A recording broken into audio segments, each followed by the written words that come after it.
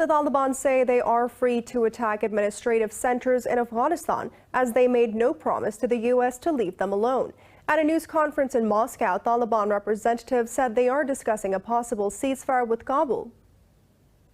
In comments carried by Russian media, the fighters said they will halt their offensive if the Doha talks are successful. The group said it controls over 85% of Afghan territory, but guaranteed that Afghanistan will never be used against other countries. Taliban spokesperson Shahabuddin Dilawar said the captured border crossings are functioning as normal. Meanwhile, Moscow noted that the Taliban currently control more than two-thirds of the Afghan-Tajikistan border, whereas the World Health Organization says at least 56 civilians have been killed in Afghanistan in the last week alone. For more on this, we're joined by Mr. James Dorsey, a political analyst from Singapore. Thank you so much for speaking to Indus News, Mr. Dorsey. Now, regional countries like Uzbekistan, Pakistan, and others had to suffer through decades of insurgency because of the last time U.S. left Afghanistan in such a hurry. How vulnerable are these states, and now as a similar, if not worse, situation is brewing?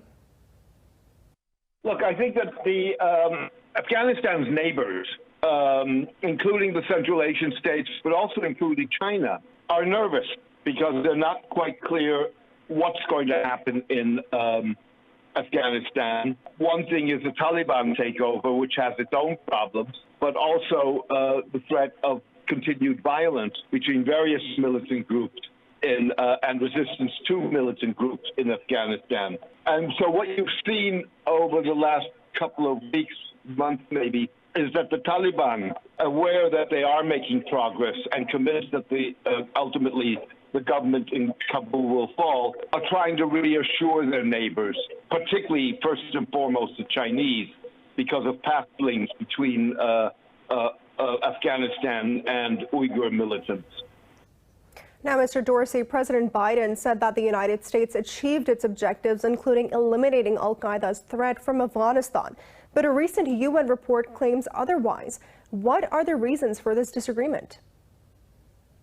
Well, I think the cup is half full or half empty. What is clear is that the Americans are leaving Afghanistan in limbo.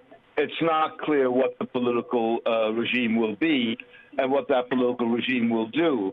Having said that, fact of the matter is that Taliban was never really happy with al-Qaeda, certainly post-2001 in Afghanistan.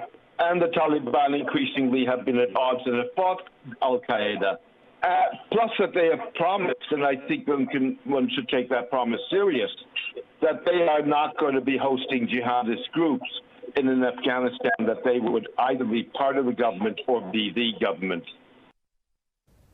Mr. Dorsey, now considering the pace and magnitude of Taliban victories of key areas, do you agree with President Biden that the Afghan forces are capable of defeating the Taliban? Well, I think that they still have to prove that.